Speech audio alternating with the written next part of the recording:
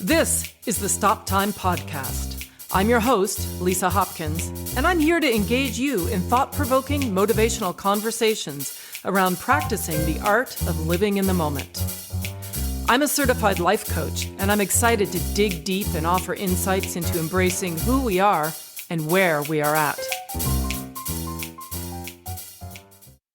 So my next guest calls himself a professional Renaissance man of the performing arts, a recording artist, dancer, actor with a passion to entertain, a dance fitness instructor and choreographer. He is an entrepreneur who launched his own dance business, B.Free, with B.Free, catering to all lovers of music, joy, and health. Recently, he has the distinct honor of becoming the first choreographer to partner with Gucci and hopes to continue on his mission to lead with love and through his own journey, show that it is possible to truly be free. He is dedicated to making people's day a little brighter, and I could not be happier to have him here today to make our day a lot brighter and bask in his joyful presence. So it is with great pleasure that I introduce you all to Byron Freeman. Byron, welcome. Hello. Thank you so much for having me. Oh my gosh, it's such a pleasure. Thanks for taking the time to join me, really. Absolutely. The pleasure is truly mine. I'm a fan of the show and I'm a huge fan of the owner. You're so cute. Oh my gosh. So give us some context. Where are you calling in from today? Yes. All righty. So I am home. I am in New Jersey. I am not too far from New York City. I'm an East Coast boy, born and raised, been here for 25 years. And we actually just officially closed on our first property. So I expect to make a home out of this place really, really more so than we already have. And I'm excited about it. Wow. Congratulations. Thank you. And I love and find that really unique that you are still happily, clearly, in the place where you were born and raised. Talk to me about that. Absolutely. I think I recently just found out why that's the case for me, because for such a long time, I've had this dream matched with the goal to be this person who was dynamic and exuberant and performing everywhere around the globe. But I never really felt compelled to leave my home. I always felt like, the Wizard of Oz situation where home really is where the heart is, no matter how far you try to go away. And where it really stemmed from for me was not only the pandemic, but the family culture. Being at home for me is really family oriented, especially because I grew up around all of my family. We're all pretty much from here. Most of the core people date back in history to the East Coast, New York, New Jersey, and we've all pretty much stayed here. And having the pandemic really put those things in perspective about your close and loved ones and time and prioritizing that and being at home has always been comforting for me. And it has truly been because of the family and friends and familiarness that I've kept, because any place I've gone and I haven't had that, I've always tried my best to find pieces of home, for real home, that made me feel like it, Yeah. So I think that's why I feel so good about it. And I don't foresee me leaving. I'll go visit and live in other places, but I'm a Jersey boy. I love that. I love that. Take us through what's a typical rhythm of your home? Yeah, so we're pretty well-oiled machine in the sense where my mom is our matriarch. I have an older brother who's 6 years older than me, and she raised us herself all my life. And she was so amazing at that. She's a professional caterer, so the home pace of my life is very, social. Food and talking makes everybody come over. And my house was always the gathering house. She was the one who adapted all of the cooking traits and all of the social, like putting the home together. Once she had me and my brother, she had all the kids. Me and my cousins always came here. And that hasn't really changed since I've been an adult, and even safely in a pandemic. Like, we've definitely still kept the pace. And every day, my mom works from home now because of the pandemic, but she still finds a way to make sure the family comes over at least sometime in the week so that we can have something where she can cook for everybody and make it fun. And we literally do that on a random occasion, sometimes for occasion. My brother's birthday is this weekend. He just came back from LA after 5 years of living out there. He's back home in Jersey. So I tell you, he's a Jersey boy too. But the funniest pace that shook everything up in 2016, my mom found out that she was 7.5 months pregnant. Wow. And that is not a joke. That is not a story. That is not a TLC plot. That is truly something that happened to my family and I, and it shook everything completely up for so many ways, but definitely the best one overall, because I have a beautiful young little sister who's now 5. Wow. And to give more context, she found out on September 16th, 2016. My sister's birthday is October 20th, 2016. So we literally collectively had a month and 4 days of a quote unquote pregnancy to plan for and figure out. And I was already 20 years old, my brother 26, my mom had already been done. I'm about to graduate college. And then, oh boy, did the pace shook up. Been such a whirlwind. And honestly, I wouldn't trade it for the world. I remember being so like, I'm not the baby anymore after 20 years. Oh my God. But now I look at my little sister, we're 5 days apart. Her birthday is 5 days after mine. Oh my gosh. So we're 20 years and 5 days apart. Exactly. Wow.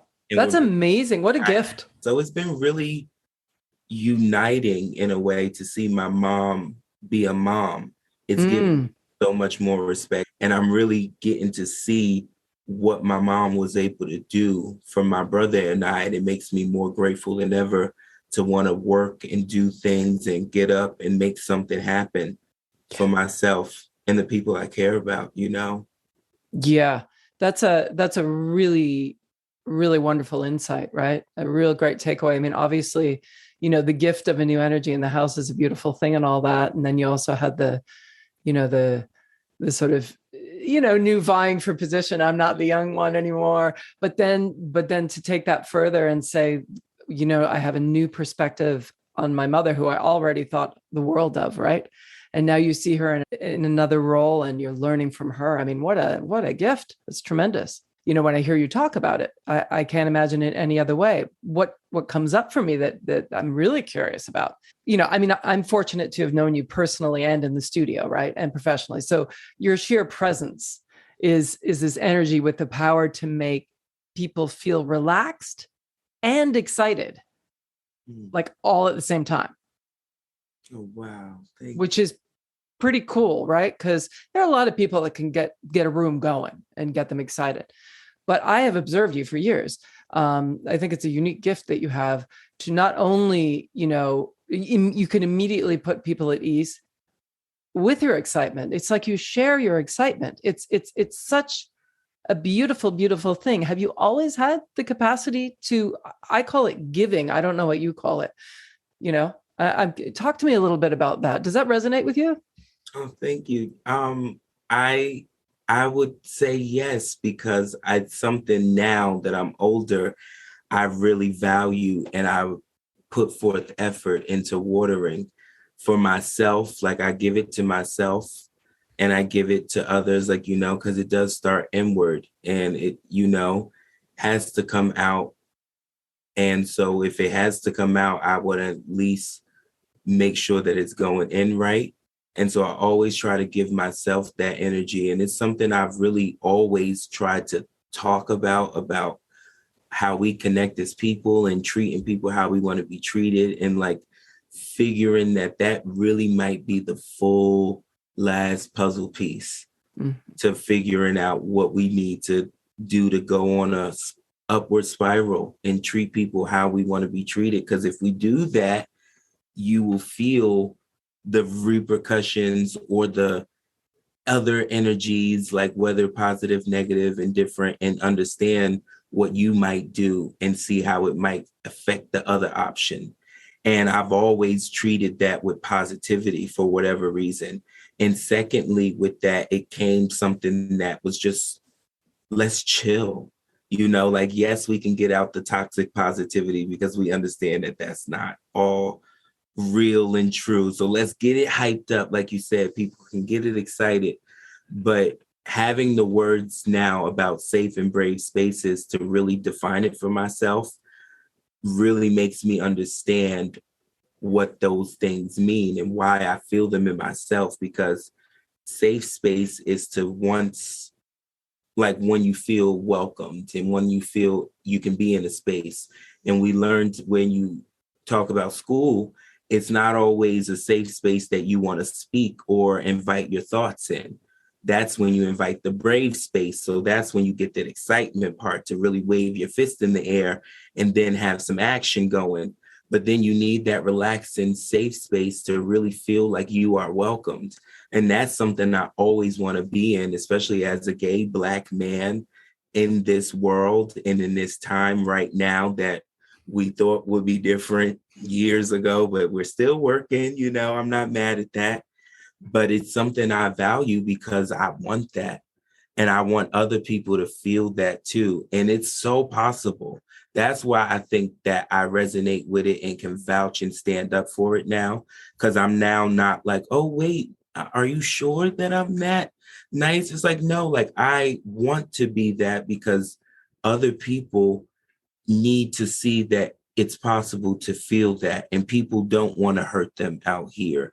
And people don't want to make them feel like they have to be guarded, because every time I've been around somebody who might have a little harder shell, I guarantee they have said something about, I don't know what it is, but you just, and I'm like, I truly want you to feel like I'm like a mirror or whatever situation you're going on, and it could be the best version of it, because it really is possible to go the other way and it is possible to go this way. And every day is a choice. Yeah. When I was graduating college, like my thesis and everything was about understanding versus acceptance. And I had to start realizing, like, okay, I have a background, I have prior knowledge, I have my experience. It's not going to be the same as everybody. And I'm not going to accept it. And so understanding versus acceptance, when I was writing my thesis and everything, really boiled down to, we don't accept things if we don't like, respect, view them in the way we do, but we can always try to understand. And if you do have that bare minimum, 9 times out of 10, you realize that we all just want to feel good. We want a little love. We want somebody to just make us feel easy. 9 times out of 10, somebody doesn't want a hug because they just want to just feel chill. They just want to just be in the space, know that they're safe, and know that it's okay. Yeah. Amen. What is your definition of living in the moment? I feel like living in the moment is truly just having a burst of energy, not taking the second arrow to shoot a thought about it, and doing what is something genuine to you in the moment. I feel like 9 times out of 10, the in the moment thought is the one that you might want to second guess. So it is something that you have to just do because it's coming up from your roots. It's you, it's genuine, it's in the first seat, and you got to sit in it and drive. And I think that's living in the moment. And I feel like I haven't done that in such a long time. And so much of my fun, like talk about making content and videos for Instagram and media, like so much of my fun, let's not even call it fun, I'll call it what it is. The viral content that has gone for me specifically has all been the things that have been lived in the moment.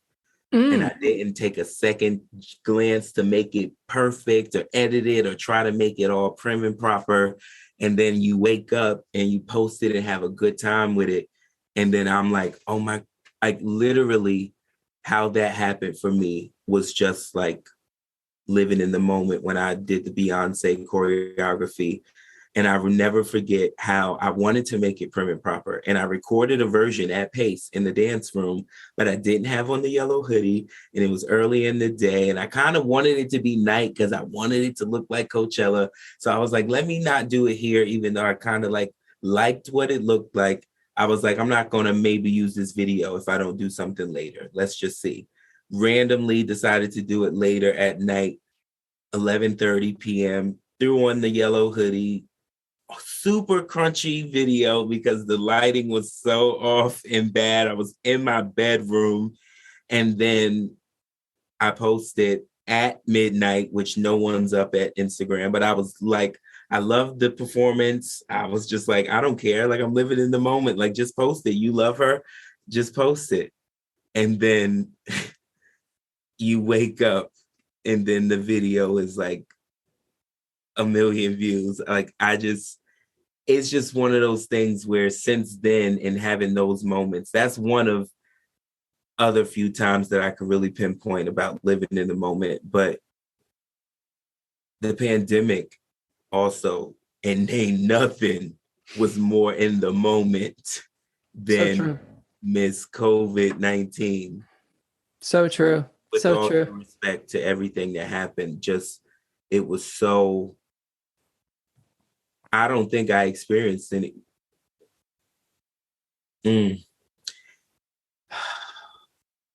I did. Oh God. I did not, you know how you said these things just stir up, but I did recently go through something that was very in the moment. And it was something I don't mind talking about, but it will take me time. It just was something that dealt with family and dealt with everything I talked about with time, and it moves and waits for no one. And living in the moment comes from your gut, and you know when you know. And after things recently, living in the moment is just being something that is genuinely you and not taking a second damn thought to second guess otherwise. Love that. You know, I'm super interested about what I call the places where there are spaces, right?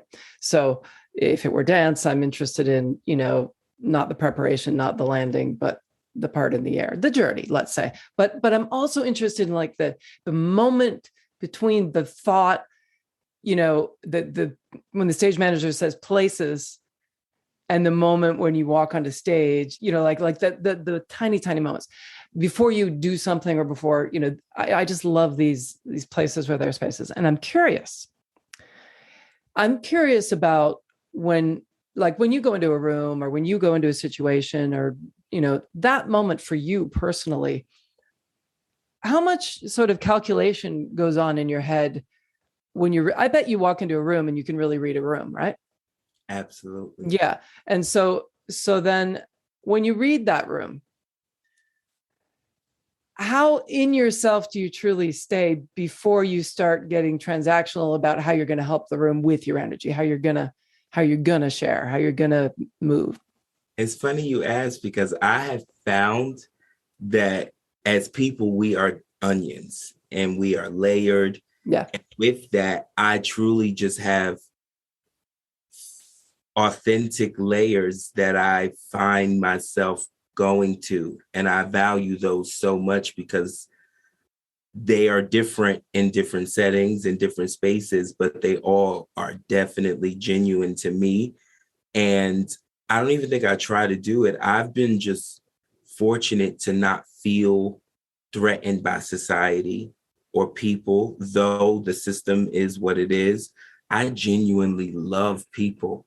Like, I love human beings. I love life. Like, I'm one of those people who really does see the roses and all of that glitz and glam and the good in people.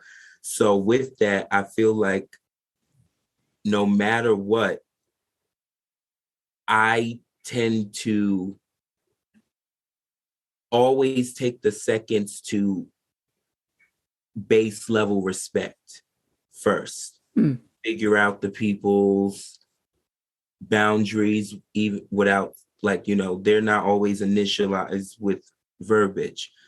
I always find myself giving those thoughts about respect first, no matter what it is, even if I know you, even if I don't know you. So that is something that I feel is I'm the most conscious, or maybe the only thing conscious about, because with respect, I feel like you do truly have not everything, but you do have a good foundation. Mm. And no matter if I feel like the room is about to welcome me with open arms, they've known me, been waiting for me, they don't know who I am. I've definitely seen, based on me wanting to just give a base level of respect, because that's why I say it doesn't got to be toxic positivity. Everybody won't get me walking in like, hey, y'all, like that would be weird, if I've never met them. But at least a casual, even if it's just in my demeanor, not walking up like I own the place, not walking up like I'm entitled to, like I said, it has to come from inward. Yeah. And I want to reverberate, like, and if I'm making sure that the respect is here, it's like the olive branch alone from my arm, like, here's what it is, and this is where we're going to go. Me and my best friend do that often because I like to respect her space, especially because that's just something she's very about. Like, she's somebody who's just that, a person that way. Like, you have to respect her space, and it is important to her. It's important to me as her friend. So even though I love her to death and I know that a hug may be a guarantee, we always do like a facial check-in, or like, is today a hug day? Like, and I like that, because it is different every day. That's my bet. That's like, she might come over tonight. You know what I'm saying? And then we'll have that check-in, in that situation. Like, I'm somebody who likes to meet people where they at. Whether you the help desk at Ripley or you my sister, like, I'm gonna meet you where you at on that day, in that moment. And even that is living in the moment, going back to the real question. Because like, I don't know who said it. I think it was one of my professors from Pace who said, give 100% of what you have that day. Yes. And that was so resonant for me, because it was like, all right, even that 100, based on the fact that the day is different, can be different. And as long as you just try to rise above, you'll be all right, Yeah.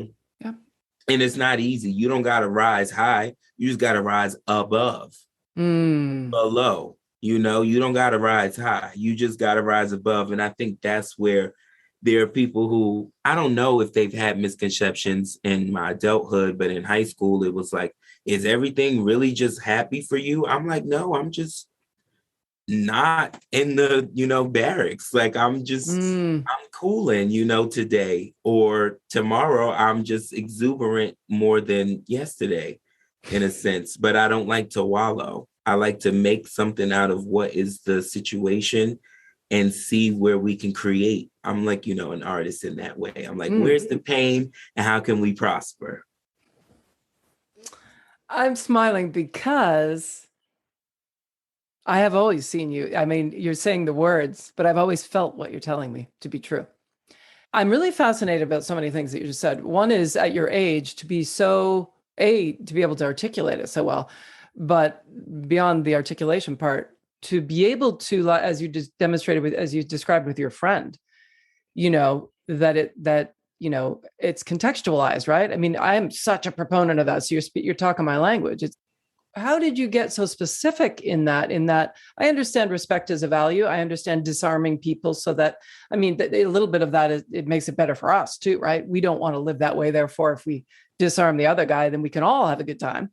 How did you come to that, to the being able to read and understand and, sort of channel those values that you've learned of respect and all of that. I'm so curious, like, how did you?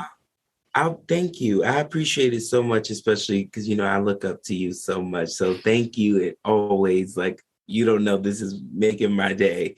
But truly, like, one, I can't take all the credit because I just thought about one of my other best friends who did something that I can never forget. Her and her partner before, like a while back, they wrote each other a full set. I'm talking pages typed, like at least 10 pages of care instructions, numbered on how to care for each other and what they needed as a person, as a partner, as a worker, when they're bad, up, down.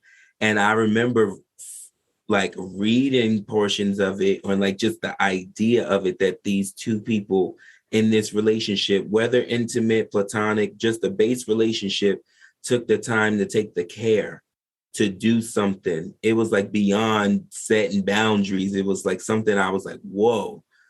Like, and since then, I have never, like, I don't even know if I tell her that enough, but since then, that has not left my head, left my mind. And base level relationships, no, I'm not giving typed up instructions to every person I meet, but I have my own in my head, and I verbalize the ones that are the bullet highlighted ones just on a regular level, even if it's through energy, Yeah. and the second portion of that is all my life, especially when I was really early enough to realize it, I didn't understand and then didn't like how I saw that we as people really, when things got bad, we really just waited until they just got worse. Mm. So for me, in a sense, I was stemming from that negative end of the spectrum to get crossed over to the positive, because like I always stem from, it's possible to go this way or that way. And that's just the life part of me, but also I'm a math guy. So I'm somebody who's positive, I'm negative. And yeah, you can look at that as science, but really in math, it's really just graphed. It's really just on a scale, it's on a number. You can go that way, you can go this way. And with me, I like to look at it and have been looking at the negative since, like, let me not let this go disarray. We can water things. We don't let the plants die. We don't have to, So I like to position a relationship for success. I like to make sure that it's honest. And I remember the first relationship I was in, I was telling him, I was like, remember that you like me when you don't. Remember Yeah. that you really enjoy these things when you don't. And I'm going to try my, will to do the same, because I found out in this world, as people, we tend to like to hate people for the things we once loved and liked them for. And in relationships with care instructions, like specifically remembering some of those, I was like, all right, these are things that literally, based on how you feel that day, do you want to care about them? And it was one of those things that I saw about the spectrum of, you can go either way. And if you just decide to go above, you don't got to go high. You just go a little bit above, even if you're on the negative scale, you at least moving more to a good ground in a sense. And for me, that started to become easy because it just became about above 100% that day, not trying to stretch out that 100 for a whole month or for a week, or for a short period of time. Like, it was just something that became transactional because, one, it was starting inward, and self-care is my number one topic. You can't bring yourself to the table if you ain't good. So it got to start within. And I always wake up every day. I stretch my body And I mean that literally. I know you can relate to that.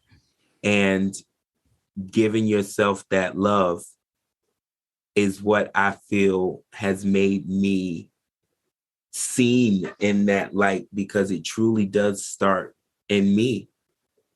And if everybody knew how much I have worked on myself, it is something that is not easy every day. And it is not just physical, it's not just mental, it's not even just any word you can really describe it, because what are we really living here? What are we doing? But at least I know Byron is here. And while he is, I'm going to make sure he's good. And that means the forces coming toward me, I want them good too. So I'm going to water those relationships. I'm going to give them care instructions. I'm going to make sure that we know that we got to be honest, and just remember that you liked me before you don't, because I'm the same person. I'm just layered. And that's me. Yeah. There's so much to that. I love that. I really believe that the things that are quote unquote negative, or less than desirable or whatever, or that trigger us, I find those to be phenomenally exciting, because there's much to be gained from it. You can run from it, but it's still going to be there, right? It's going to be chasing you. Or you can turn around and look at it and go, why do I feel this way? And acknowledge and validate that I don't like feeling this way.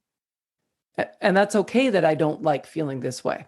And then you move beyond that and you open up your lens and go, okay, rather than just going, don't feel this way, Lisa. You're not helping, the voices, but rather just going, gosh, getting curious. And you add some curiosity to the mix of these negative moments, or these negative whatever thoughts, whatever they might be, that we define as negative, and call them signposts for learning, for exploring maybe a new value that's emerging in you, or one that's been crossed, or one that's not being honored. They're not things that are out to get us. And what we tend to do is go, that's how toxic positivity, I think, has been born, because it's sort of implied that we need to just get away from all the bad stuff. There's good and there's bad, there's black and there's white. I mean, this is a binary thinking. It's the disease of all, right? And as you described so beautifully, there are many layers of us, some that you prefer perhaps in this particular context. Like maybe you like it better when I do an upbeat thing in a class than because you're feeling more upbeat. And I'm so curious to know, what do you think of that? And like, what are there moments maybe where you feel like you could dig in deeper there than to default to because you have an ability, as I do, as many of us do, to shift. We can shift ourselves, right? We can draw awareness and then shift, or shift in the room or whatever. What will be different if you sat in it? Yeah.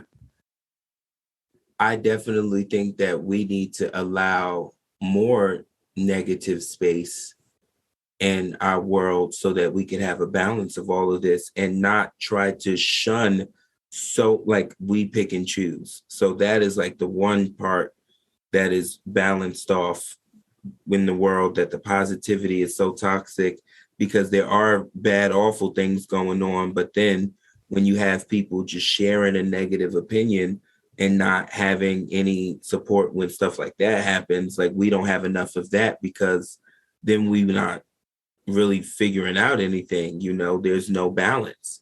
And on the second part of that, to answer the question, is like, I went and became a school teacher to gain my assertion, to learn how not to be lollipops and rainbows in the classroom, so that when I wanted to really start becoming a choreographer, I can learn how to crack the whip and learn how to do it from my place of love. And from that experience, I learned that I do fight, but I fight with love. The pandemic alone was well beyond anything I and a person like me was ever really ready for. And I had never thought that I would be able to sit through so many health scares, so many dark moments, so many things, and really find light in them by not trying to turn on the light Mm. and letting me sweat it out, like literally detoxing and going through the thick of it and learning how you cannot try to force no fake smile. You gotta cry. You gotta thug it out. You have to fall because hope you will get up, not hopefully. You have to fall because you gotta learn how to get up. Yep. Oh yeah. Mm. Yeah. And baby, talk about falling. It was like something that I never thought would happen. Wow. But I, like you said, there's so many things to be gained, and there are L's in life, and we do take them, Mm-hmm. but they are not losses. They are Mm-mm. lessons. Mm-mm. You know, I always say to people, we always do the best we can. We really do. I mean, there are moments, obviously, like in a classroom situation where someone like dials it in or whatever. But in general, when there's something that we're doing that's important to us, and those are the things that we judge ourselves about when we feel like we failed, right? So I'm talking about the more serious things. We do not play to fail. Nobody does. So you're absolutely right. It's a huge spectrum of what 100% looks like in any given moment.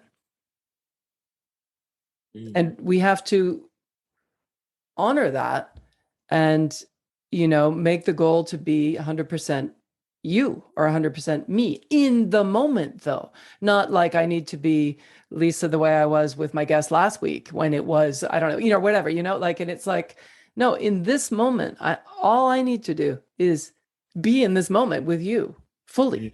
I can control that, Mm. and that's enough. Yeah. I don't need to be better than that. If you can just stay in it long enough, it always gets better. Like it really does better, and again, we can get more granular with whatever the hell that means. I mean, yeah, if you have criteria of what better is, well, then poor you, because you're living a very shallow life. If there's only one way to be something great, you're not seeing all the other things that you never see, Yeah. that are there. Don't try to make it the same. You're not supposed to feel the same. You're not the same. Even without the pandemic, you're never the same. Mm. Like you got in a groove which worked for you, but now you've had the perspective to understand that, oh, that groove was actually a bit of a rut, Mm-hmm. and I don't really like it. And I go, but you don't have to like it in the same way. You can still do it. You don't have to say, well, I'm not doing it. I'm gonna move. And other people are making these profound life changes. Again, binary, right? If not that, then this. Yeah. And for me, like, my journey has always been about integration of all of me. So I feel like people are like, oh, I can't believe you're doing this like new career. I go, it's not a new career. I've essentially been doing it all my life. I'm just finding new tools to, as you said at the beginning, right, to impact and to do whatever it is I was meant to be, to use my gifts in Yeah. different ways. There's not only one way to use my gift, Exactly. I you know? mean, that's why my company is called B.Free. With Yeah.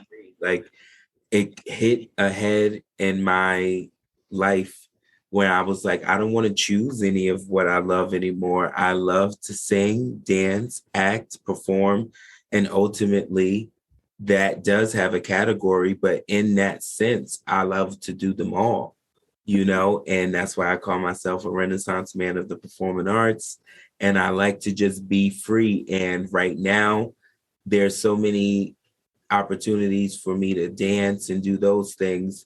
And I used to get down on the self about the music not getting pushed out and not really hitting that ground running. But I'm also realizing that I've done those things in waves and segments of my life. Like I started as a dancer all my life since I was 4, and then started to sing. Then I was a singer for that portion of my life when I stopped dancing to sing.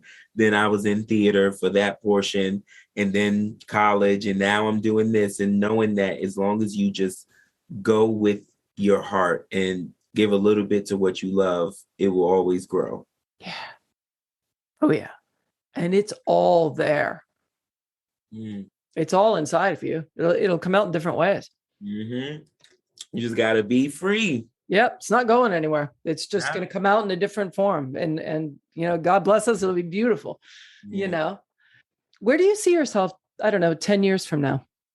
Oh, okay. So I love these questions now because I can really feel them now. 10 years from now, I'll be 35. And 35, I see myself truly being like a juggernaut in the world of entertainment. I want to be world-renowned recording artist by that time with music that really makes a statement, whether it is a deep one, a fun one, but just a point of view. I'm ready to start connecting and expressing, and really connecting with people through that portion of my creativity and art, moving the culture with my voice in that way. Also, I really see myself digging deep into philanthropy. I grew up in nonprofit organizations, especially for the performing arts, and philanthropy is something really big for me because I started my company with the idea to be a funding tool for underprivileged communities for the performing arts. As a sole proprietor, I always saw myself giving back to like diverse performing arts communities.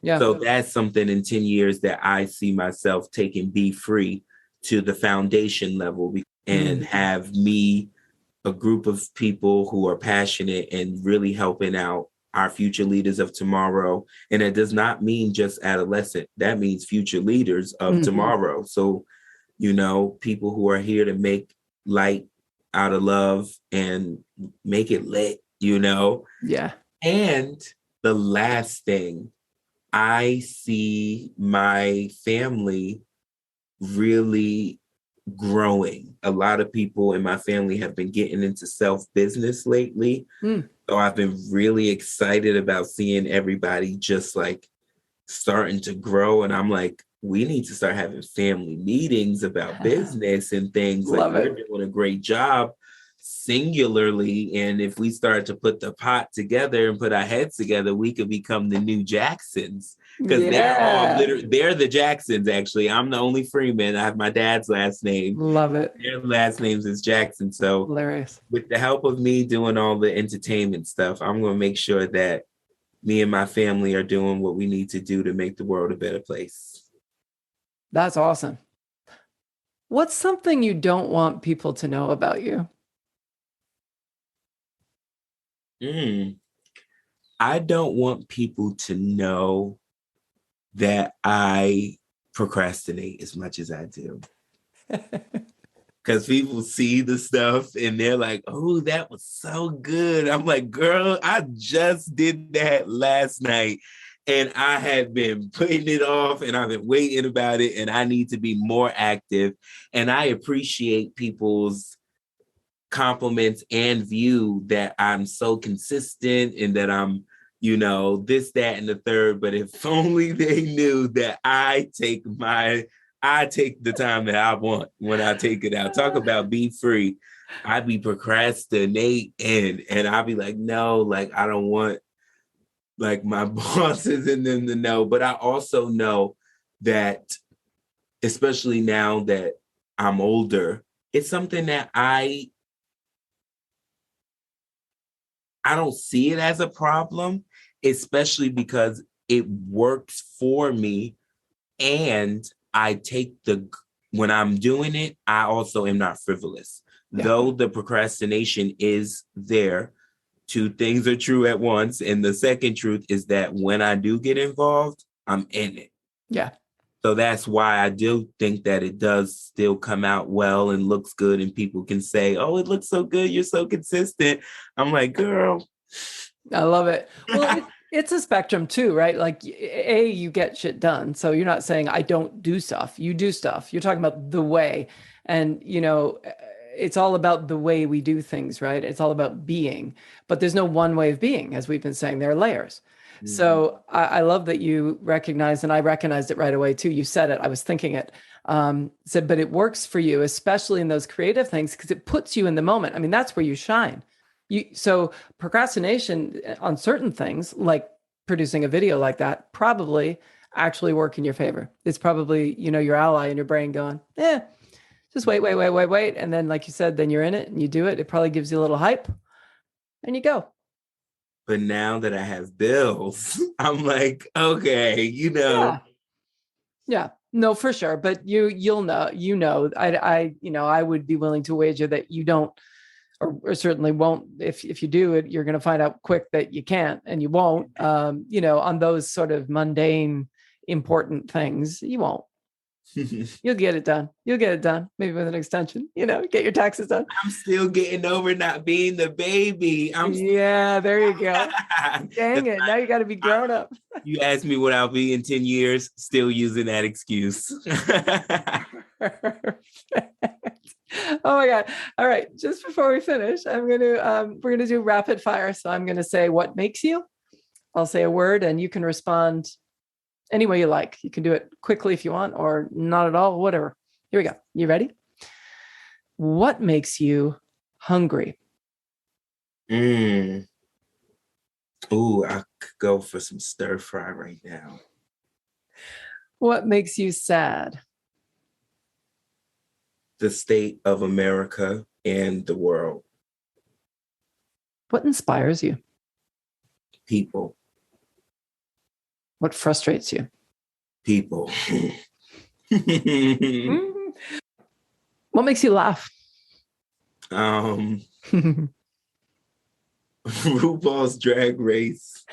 And it's hilarious to me. I love it. What makes you angry?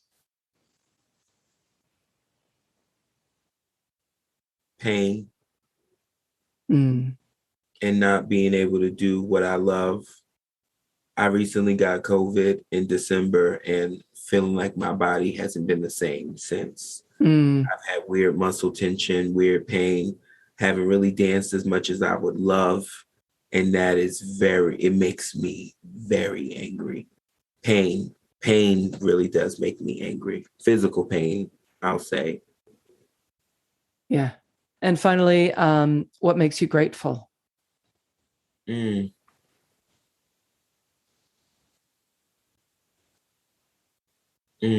My mom, the world literally makes me grateful. I'm just here living in it. Yeah. And so many things make me grateful. My new opportunity at Gucci, being the new first Gucci choreographer, makes me more grateful than ever. What does that mean? You got to tell us. What does that mean? Because I'm sure my guests will be curious. Oh my God. I know we've been cliffhanging on that the whole time. So funny enough about gratitude in the world, it came out of a time when I was like, what the heck? Like, what are you talking about? Because it was the same week I had COVID that they emailed me, and the email was from one of their HR workers, and it was about teaching a dance class for their HR department, wanting to get this health and wellness started. And it was from a client who used to take my dance class in the city before the pandemic, who never told me she worked at Gucci, nothing like that. So I was like, what? Okay, I'll teach a private, like, let's do it. So we set that up and everything got settled. And when I got to the private, what turned all of this around was that I'm there teaching. And then one of the ladies came up to me and told me that it was Fashion Week. That's also the context. It was Fashion Week. This was February. The president of Gucci came to the private. She ended up being in town because it was the Fashion Week, and she wanted to come, and it was like, wait, y'all are dancing? Y'all ain't doing this without me. And I found out that she initially wanted to make time to do a private with me beforehand to learn the dance that I would be teaching them so that she could be prepared and everything. So that was already something beyond me. That's funny. She showed up, had a great time. The very next day, Lisa, I was at physical therapy And I'm on the elliptical starting my session. I get a call from my contact who've been talking to me and was like, we had so much fun last night. The president has been talking nonstop about you in the class. We're having a cocktail party at the end of Fashion Week tonight. And we wanted to know last minute if we could flash mob the dance you taught us and if you'd be willing to come perform it with us. Oh. She said, I don't know if you can make it. It's tonight at the top of the World Trade Center for the entire Gucci staff. And we're just flash mobbing it last minute. We're not even telling the employees, like we literally are asking you to come. And when I found out that they had a plan in mind, they told me when I got off the phone, they went and grabbed all of the things they could to figure out how they could make it a planned surprise employee on the spot. Wow. And I was like, so flabbergasted. And that's the video you see when I'm just standing there and she has the mic and she's introducing. She never said she would do anything like that. The president told me beforehand that I'm a performer. I was like, you asked me to perform, I'm there to go, set. My performance instructions were, come next to me. When I get the mic, be ready. We're going to surprise them. I'll just show you off, tell them who you are, boom, boom, boom. She hired me and said all of that stuff and was like, welcome to the family and all these things. I'm like, excuse me? Huh? And then to make a story more Cinderella, when they found out that I had my LLC, which I literally paid for and got issued full service by the private they paid me for. So look how God works. Yeah. I had the last bit of money settled, budgeted. When I got the private in my email, I was fortunate enough to get my LLC fully serviced. So when they found out, they said, you got your business done? Okay. We don't want to hire you as a dance instructor for Gucci. We would like to offer you a partner and match you with your company and bring you on as the very first choreographer, starting with the corporate classes and working our way out.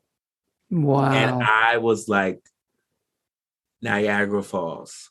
So I got my LLC February 23rd, my first client, April 1st. Wow. Gucci. That's the way you do that. That's the way you do it. I'm more grateful. Oh, thank you for sharing that. Oh my gosh. What a beautiful, and I saw the video, but I love, now I have the context. Oh my God, that's amazing. Wild. It's wild. I'm so excited to see where that'll take you. Yeah. Feels so new. It's one of those things where now I get to really use everything I've learned from you all and colleagues and professors I've loved. And like, literally that's what B.Free is. It's me as a young artist, taking me from my experience and going on from that day forward. Yeah. And like I always say to my family and friends, if I'm Gucci, we Gucci, okay? Because I couldn't be here without all of y'all that I love. And I mean that with every ounce of me, truly. Amazing. Congratulations. I'm so happy. Thank you so much. Oh my gosh. Byron, it has been such a joy speaking with you today. I mean it. I have to dance with you. Yes. And this and talking and just catching up. And I want to continue ordering that. So yes. Absolutely. Absolutely. I've been speaking today with Byron Freeman. Thanks for listening, everyone. Stay safe and healthy. And remember to live in the moment and be free. That's right. In music, stop time is that beautiful moment where the band is suspended in rhythmic unison, supporting the soloist to express their individuality. In the moment, I encourage you to take that time and create your own rhythm. Until next time, I'm Lisa Hopkins. Thanks for listening.